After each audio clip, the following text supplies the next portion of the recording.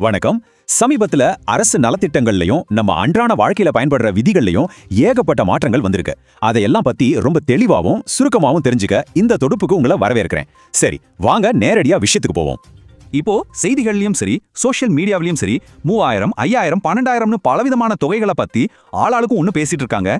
இதெல்லாம் பார்த்தா உங்களுக்கு ஒரே குழப்பமா இருக்குல்ல? நிஜமாவே எந்த தொகை நமக்கு வரும், எது வெறும் வதந்தி? வாங்க இதை கொஞ்சம் டீகோட் பண்ணி பார்ப்போம். வதந்திகளை ஓரமா வச்சுட்டு உண்மையை மட்டும் பார்த்தோம்னா, நம்ம மாநில அரசோட அந்த 3000 ரூபாய் வங்கி கணக்குல டெபாசிட் ஆகுறது 100க்கு 100 உண்மைங்க. இது ஏற்கனவே பல பேரோட பேங்க் அக்கவுண்ட்ல கிரெடிட் ஆக ஆரம்பிச்சிருச்சு. இன்னைக்கு நாம முக்கியமா 4 விஷயங்களை பார்க்க போறோம். 1, இந்த நலத்திட்ட தொகைகளோட பின்னணி. 2, இதுக்கு எப்படி விண்ணப்பிக்கிறது. 3, மத்திய அரசு திட்டங்கள் பத்தின வதந்திகள். அப்புறம் 4வதா மே முதல் அமலுக்கு வந்திருக்கக்கூடிய சில முக்கியமான புதிய விதிகள். முதல்ல இந்த நலத்திட்ட தொகைகளை பத்தி கொஞ்சம் டீட்டெயிலா பார்ப்போம். குறிப்பா மாநில அரசோட அந்த 3000 ரூபாய் எப்படி வருது. ஒரு முக்கியமான விஷயம், இந்த 3000 ரூபாய்ங்கிறது ஒரே ஆளுக்கு கிடைக்கிற மொத்த தொகை கிடையாது. இது 3 வேற வேற திட்டங்களோட கூட்டுத்தொகை. அதாவது குடும்ப தலைவிகளுக்கு மகளிர் உரிமை தொகை மூலமா கிடைக்கிற 1000 ரூபாய், அப்புறம் புதுமை பெண் திட்டத்துல கல்லூரி மாணவிகளுக்கு கிடைக்கிற 1000 ரூபாய், இது போக தமிழ் புதல்வன் திட்டத்துல கல்லூரி மாணவர்களுக்கு கிடைக்கிற 1000 ரூபாய். இப்படி உங்க குடும்பத்துல தகுதி இருக்கிறவங்கள பொறுத்து அதிகபட்சமா ஒரு குடும்பத்துக்கு 3000 ரூபாய் வரைக்கும் கிடைக்கும். இது ஒரு சூப்பரான டார்கெட்டட் அப்ரோச்னு சொல்லலாம்.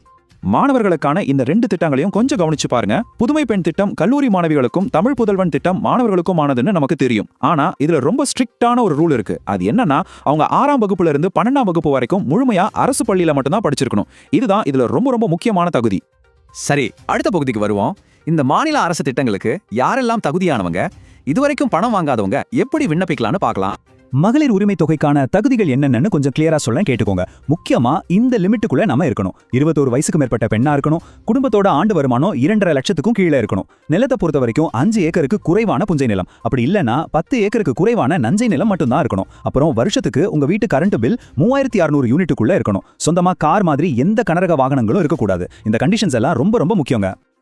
இந்த திட்டத்துக்கு அப்ளை பண்றது ரொம்ப சிம்பிள். தகுதியான பெண்கள் உங்க ஏரியாவில் இருக்கிற விஏஓ அலுவலகத்துக்கோ அல்லது இ-சேவை மையத்துக்கோ போகணும். அங்க போயிட்டு உங்க ration card, Aadhaar, bank passbook, அப்புறம் ஒரு பாஸ்போர்ட் சைஸ் போட்டோ இதெல்லாம் கொடுத்து அப்ளை பண்ணலாம். இதுல ஒரு சூப்பரான அப்டேட் என்ன தெரியுமா?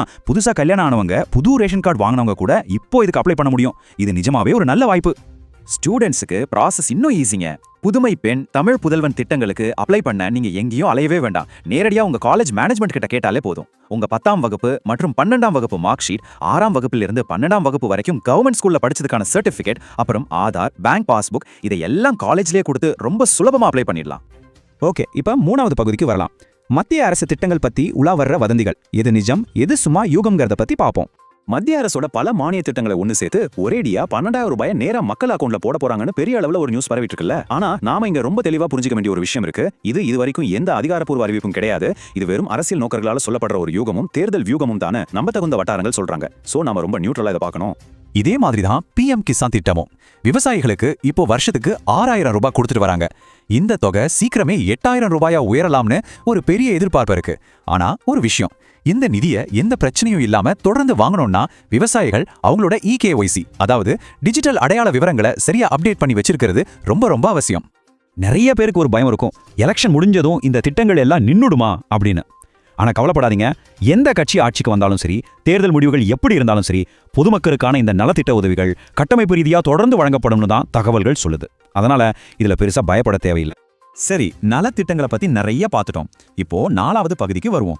மே 1 முதல் நம்ம அன்றாட வாழ்க்கையில அமலுக்கு வந்திருக்கக்கூடிய முக்கியமான சில புதிய விதிகள் என்னென்ன? இந்த லிஸ்ட பாருங்களேன். கள்ளச்சந்தையை தடுக்க சமையல் கேஸ் டெலிவரிக்கு ஓடிபி கட்டாயம், கமர்ஷியல் கேஸ் சிலிண்டர் விலை உயர்வு, மெட்ரோ கார்டு மாற்றங்கள், எஸ்பிஐ கிரெடிட் கார்டு அபராதங்கள், அப்புறம் ஹெச்டிஎஃப்சி பேங்க் எஸ்எம்எஸ் கட்டண குறைப்பு, இப்படி பல விஷயங்கள் மே 1ஆம் தேதியிலிருந்து அமலுக்கு வந்திருக்கு. ஒன்னொன்னா என்னன்னு பார்க்கலாம். இதுல சென்னை மெட்ரோல பயணம் செய்றவங்களுக்கு ஒரு ரொம்ப முக்கியமான அலர்ட். உங்ககிட்ட இருக்கிற பழைய மெட்ரோ கார்டுகள் இனிமே செல்லாது. எந்த பிரச்சனையும் இல்லாம நீங்க டிராவல் பண்ணணும்னா உடனே புது சிங்கார சென்னை கார்டுக்கு மாறிடுங்க. இது தேசிய அளவிலான ஒரு பொது போக்குவரத்து அட்டை. எஸ்பிஐ கிரெடிட் கார்டு வச்சிருக்கீங்களா? அப்ப கொஞ்சம் உஷாரா இருங்க. முன்ன மாதிரி இல்ல. இனிமேல் 100 ரூபாயில இருந்து 500 ரூபாய் வரைக்கும் சின்ன பேலன்ஸ் பெண்டிங் வச்சா கூட 100 ரூபாய் ஃபைன் கன்ஃபார்ம். அதுவே 500ல இருந்து 1000 ரூபாய் வரைக்கும் பெண்டிங் இருந்தா 500 ரூபாய் அபராதம் கட்டணும். அதனால டியூ டேட்டை மிஸ் பண்ணிடாதீங்க. அப்படியே ஒரு சின்ன பாசிட்டிவான நியூஸ். ஹெச்டிஎஃப்சி கஸ்டமர்ஸ்க்கு எஸ்எம்எஸ் அலர்ட் சார்ஜை குறைச்சிருக்காங்க. முன்னாடி ஒரு எஸ்எம்எஸ்க்கு 20 காசுகள் இருந்ததை இப்போ 15 காசுகள் பிளஸ் ஜிஎஸ்டின்னு குறைச்சிருக்காங்க. சின்ன தொகையா இருந்தாலும் கஸ்டமர்ஸ்க்கு இது ஒரு சின்ன சேமிப்பு தானே. இந்த அப்டேட்ஸ் கூடவே வானிலை பத்தின ஒரு முக்கியமான விஷயத்தையும் நாம நோட் பண்ணிக்கணும். நீலகிரி, கோயம்புத்தூர், திருப்பூர், தேனி அப்புறம் திண்டுக்கல் மாவட்டங்கள்ல கனமழை பெய்ய வாய்ப்பு இருக்குன்னு சொல்லியிருக்காங்க. ஸோ அந்த ஏரியாவில் இருக்கிறவங்க கொஞ்சம் பாதுகாப்பா இருங்க. ஃபைனலா உங்ககிட்ட ஒரு கேள்வி. அரசு கொடுக்கிற இந்த சலுகைகள் எல்லாம் உங்களுக்கு சரியா வந்து சேரணும்னா நாம அப்டேட்டடா இருக்கணும். உங்க பேங்க் அக்கவுண்ட் கூட ஆதார் நம்பரையும் மொபைல் நம்பரையும் லிங்க் பண்ணிட்டீங்களா? உங்க அக்கவுண்ட்டுக்கு அரசு பணம் சரியா வந்திருக்கான்னு செக் பண்ணிட்டீங்களா? இல்லனா இன்னைக்கே அதை உடனே பண்ணிடுங்க. தொடர்ந்து விழிப்புணர்வோட இருப்போம். மீண்டும் இது போல நிறைய பயனுள்ள தகவல்களோட அடுத்த தொகுப்புல உங்களை சந்திக்கிறேன்.